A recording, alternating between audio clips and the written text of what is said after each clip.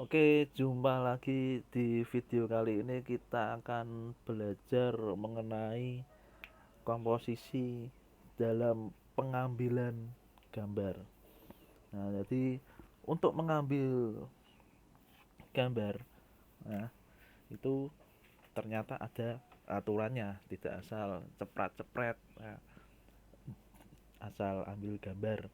Tidak, karena sesuai yang pernah kita pelajari bahwa fotografi itu adalah berbicara seni. Seni melukis menggunakan cahaya. Nah, karena itu seni, maka dalam setiap pengambilannya harus ada dalam tanda kutip pesan yang disampaikan. Seninya di mana? Nah, ini yang akan kita bahas di video kali ini. Nah, jadi ada seorang fotografer ya, namanya Mbah Edward Steichen. Ini dari tahun 79 sampai 73, lama sekali ya nih ya. Dia ngomong nih, every other artist began with a blank canvas, a piece of paper. Jadi seniman yang lain memulai dengan ini, yang dimaksud seniman waktu itu adalah pelukis. Ya, pelukis. Ya, pelukis memulai dengan kanvas putih, bisa saja dengan selembar kertas. Tapi seorang fotografer, orang yang mengambil foto ini memulai dengan produk yang sudah jadi. Produknya sudah jadi, hanya tantangannya bagaimana kita menyajikannya dalam sebuah foto. Tantangannya jangan sampai ya masakan yang sudah enak tapi waktu disajikan ya, membuat orang yang melihatnya akan makannya kurang berselera, eman-eman ya. Ini ya terjemahannya ya, mulai dengan produk jadi ya. Di tiap pelukis menggunakan kanvas, fotografer melukisnya pakai apa? Cahaya, momentum, pengaturan cahaya ya, momentum. Momentum apa? Momen ya, pada saat yang pas.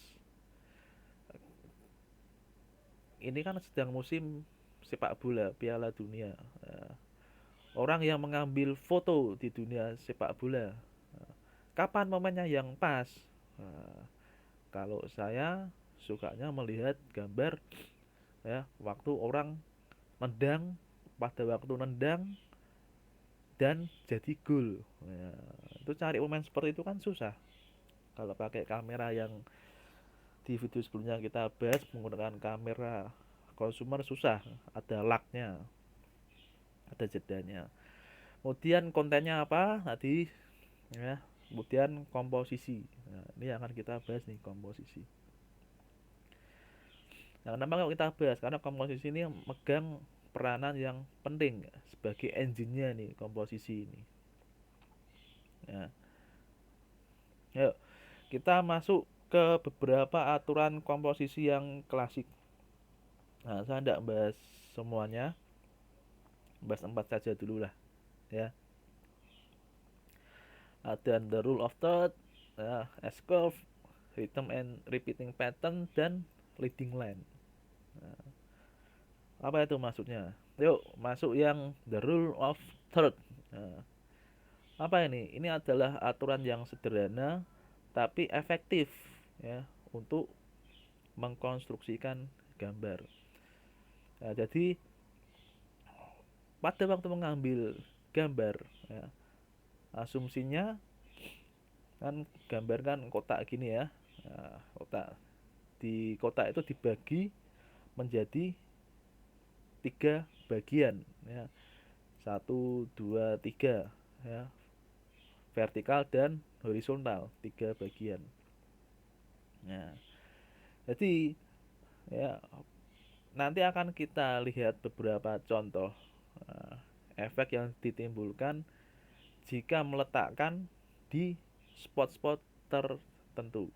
Nah, ini kalau kita lihat kan Kalau kita melihat sebuah foto, otomatis kan biasanya nih pertama kali terpandang di spot yang tengah.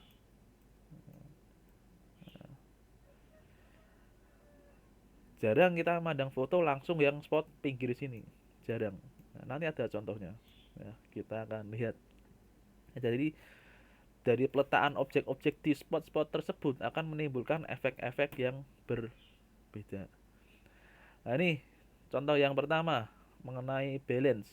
Ini kita perhatikan ini ada gambar pemandangan. Nah,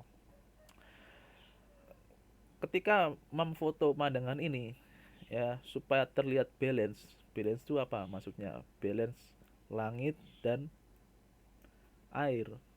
Ya, supaya balance ini ada caranya nanti. Nah, ini jangan sampai memfotonya ndak balance. Ndak balance-nya gimana? Misalkan ndak balance-nya terlalu banyak langitnya. Jadi airnya cuma segini. Nanti kesannya malah oh airnya dangkal sekali ini. Nah, caranya bagaimana? Ya ini dari gambarnya. Ini diberikan garis merah nih. Nah, garis merah ya ini kan di sini spot yang ini. Ketika di garis merah ini ya membuat foto menjadi lebih seimbang. Ini perhatikan ya garis merah. Nah, balance. Ini ada kesan seimbang, keseimbangan dan artistik. Ya. Kemudian contoh studi kasus balance berikutnya. Ya, ini kalau kita perhatikan, ini ada gambar daun, ya, daun warna putih. Nah, daun warna putih ini tempatkannya di mana? Tempatkannya di persimpangan ini. Ya, persimpangan garis yang pertama. Kenapa kok seperti itu? Ya, kenapa kok seperti itu? Nah, ini hubungannya dengan psikologis juga nih. Ya, hubungannya dengan psikologis. Karena waktu kita membaca tulisan itu kan bacanya dari kiri ke kanan. Maka dari itu kan kalau diletakkannya. Nanti kan kalau kita lihat foto, melihat fotonya itu kan di tengah. Nah, di tengah kiri. Nah, efek dari kita bacanya dari kiri. Karena dari itu kalau diletakkan di sini lebih menarik. Nah, nanti coba saja dipraktekkan bagaimana kalau memfoto daunnya taruh sebelah sini atau sini atau sini. Efeknya bagaimana? Apakah balance? Saya kira tidak. Oke, berikutnya studi kasus berikutnya rule of third. Kita ingin menampilkan gambar yang kesannya kuat. Kalau mau menampilkan gambar kesannya kuat, letakkanlah di persimpangan ini. Objeknya di persimpangan tanda plus ini. Nah, terlebih ini di objek makhluk hidup, manusia, hewan, ya. Sebisa mungkin mata ini letakkan di garis ini, ya, persimpangan garis ini. Kenapa kok seperti itu? Ini juga efek psikologis juga. Kita kalau berbicara pastinya yang dilihat itu apa? Apakah rambut, alis, pasti mata. Ini sama. Jadi otomatis ketika melihat foto, melihatnya di tengah, dari kiri, kanan. Nah, atau lihat mata. Nah, ini kalau anjingnya menghadapnya kebalik, matanya taruh sini nih, lebih kuat lagi. Nah, itu ya, diletakkan di perpotongan garis merah, memberikan kesan kuat dan menarik. Nah, ini coba saja bagaimana kalau fotonya di sini anjingnya. Efeknya apa? Apakah masih memberikan efek kuat? Bisa dipraktekkan. Ya. Kemudian yang berikutnya komposisi huruf S. kurva S. Ini sebisa mungkin memfoto, memberikan kurva S. Berbicara apa nih kurva S? Garis lengkung ini berbicara kedalaman ya, kedalaman foto. Memberikan kesan yang tidak statis, dinamis. Nah, gambarnya tidak monoton. Yuk kita lihat. Ini beberapa contoh dari kurva S. Gambar yang pertama ini kita perhatikan. Nah, ini sebetulnya jalannya kan juga S ini, gini. Tapi ketika mengambil foto yang gambar pertama ini, yang tanda silangnya, dia pengambilannya kurang tepat. Kurang tepatnya gimana? Ya, kurang tepatnya ini kurva S-nya terhalang ini, kepotong. Nah, berbeda dengan yang gambar tengah. Kalau yang gambar tengah, pengambilan gambarnya sedikit ke arah kanan, nah, geser ke arah kanan sehingga jalannya terlihat nih. Hasilnya seperti apa? Ini kesannya lebih dinamis. Coba perhatikan pelan-pelan gambar yang pertama dan ketiga ini. Efek apa yang dirasakan? Karena seni berbicara rasa. Perhatikan bedanya ya. Itu efek kurva S. Nah, berikutnya kurva S yang berikutnya. Nah, ini gambar yang pertama. Misalkan, kenapa kok diberi tanda silang? Bukankah ini sudah kurva S? Ya, betul, ini memang sudah kurva S.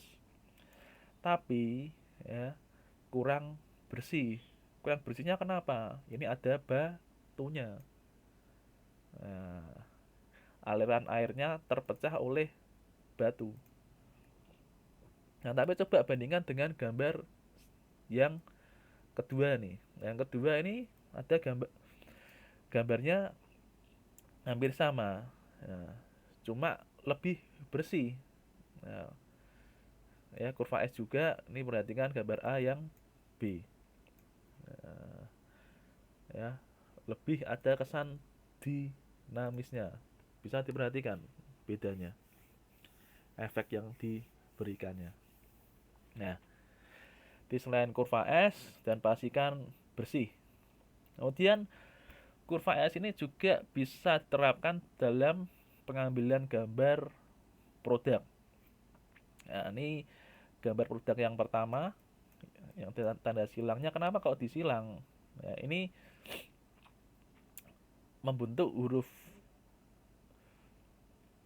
tidak membentuk huruf S. Bahkan kesannya berantakan ini. Berantakannya di mana? Ini sudah diberi tanda nih. Ya. Bagaimana kalau pengaturannya dibuat lebih rapi lagi, S. Nah, seperti ini, gambar yang kedua. Nah, perhatikan ya, efek yang diberikan oleh kurva S. Bandingkan gambar yang pertama dan ketiga ini. Lebih bagus mana?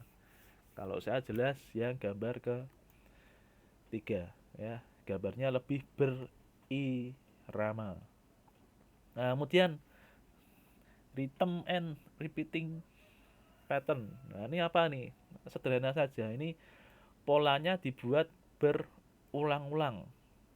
Nah, berulang-ulang dan penuh ritme.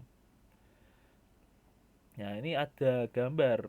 Ini bukan pesawat mainan ya, ini pesawat beneran. Pesawat untuk pembom ini. Nah, ini bisa diperhatikan polanya. Ya, polanya kan sama nih, berulang-ulang terus ini. Nah, ya, jadi kesannya menarik ini. Kalau lihat gambar ini tidak bosen ya nih ya. Bagus sekali. Ada unsur seninya. Oke, ini juga nih contoh berikutnya. Nah, pola yang berulang-ulang nih dengan unsur pewarnaan lampu. Oke, yang keempat, leading line. Nah, leading line itu apa leading line? Nah, ini bisa perhatikan gambar di samping ini. Nah, Ini sebetulnya foto apa sih? Kalau orang yang tidak tahu seni, eh, lihatnya biasa saja. Tapi kalau yang tahu, kita melihat gambar ini seolah-olah kita sedang naik kudanya. Nah, naik kudanya, dan karena menerapkan unsur leading line, garisnya mana ini? Garis menurut jalan ini. Kesannya kita sedang naik kuda. Nah, ya meskipun nah, gambarnya diam, tapi kesannya kalau dilihat, nah seperti dinamis ini ya, seperti berjalan. Oke, leading line yang terakhir. Nah, nih kalau kita lihat di sini, nah, efeknya kita sedang berjalan ini ya, naik mobil menyusuri atau sedang jalan healing tipis-tipis. Nah, ini juga nih gambar yang kedua. Ketika kita melihat ini, nah, kesannya kita sedang dicepit ini, dicepit di tengah-tengah gedung kaca ini. Nah, jalannya sempit sekali, tapi menarik ini. Nah, oke, jadi kita simpulkan lagi tadi aturan klasik dalam komposisi yaitu aturan tiga garis, kemudian kurva S, pattern yang berulang, dan leading line ya. Silakan bisa dipraktekkan ya. Oke, sekian video kali ini, kurang lebihnya mohon maaf dan jangan lupa untuk happy coding.